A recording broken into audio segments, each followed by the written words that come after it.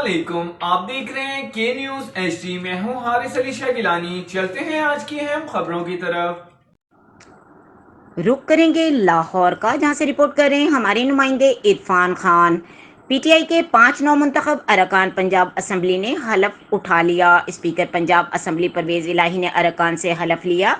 Speaker Chaudhry Pervez الہی نے آج ہوئے پنجاب اسمبلی کے اجلاس کی صدارت کی۔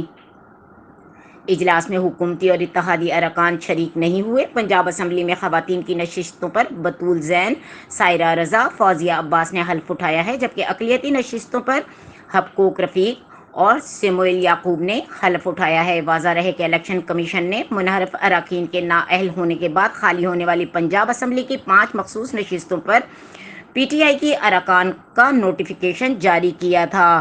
مزید خبروں اور اپڈیٹس کے لیے ہمارے ساتھ رہیے گا۔ تب تک کے لیے اپنا خیال رکھیے گا۔ اللہ حافظ۔